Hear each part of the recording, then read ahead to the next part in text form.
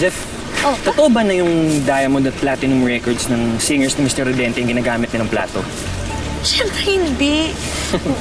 Ay, ano, Zeph, nakapag-training ka na ba? Oo, nagre-rehearse na din. Eh si Elijah, ano? Kamusta? Paano? Anong trato niya sa'yo? Di pa rin naman nagbabago, maldita pa din. Sabagay. Ay, no, talaga.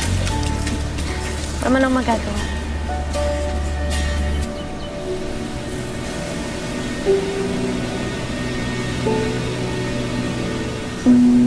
Pwede ko ba kayong makausap? Hindi. Busy kaming lahat.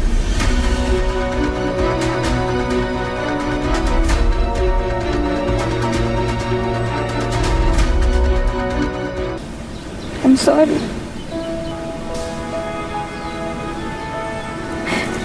Sorry sa naging parte ko sa nangyari sa'yo ng acquaintance party. Kahit na totoong pinilit lang ako ni Elijah at pinangakuan na titigil niya na yung pambubuli sa grupo pag sinetap kita, dapat hindi ako naniwala.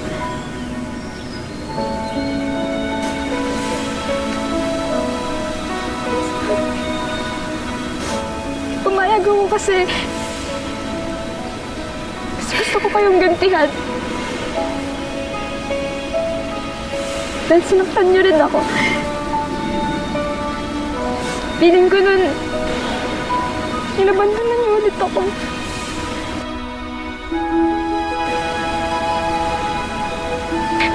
Ang tanga ko lang kasi naniwala ako na totoo yung pakikipagkaibigan sa akin ni Elijah, pero yung pala ginagamit niya lang din ako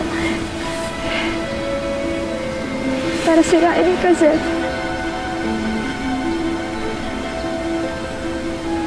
Sorry.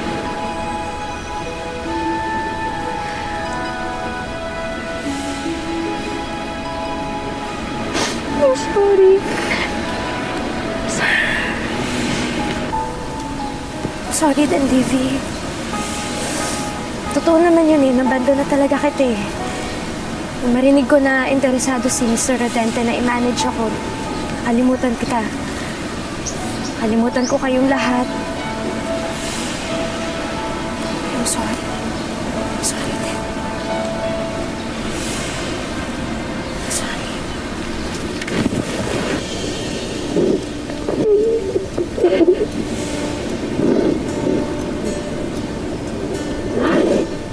It's not gonna be easy, but as long as you're with me, together we can make everything worthwhile.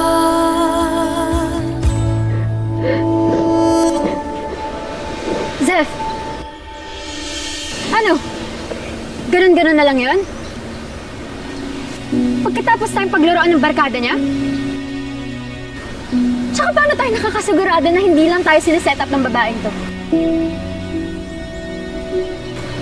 Ashley, TV, sorry ah. Pero hindi kita pinapatawad. Ashley!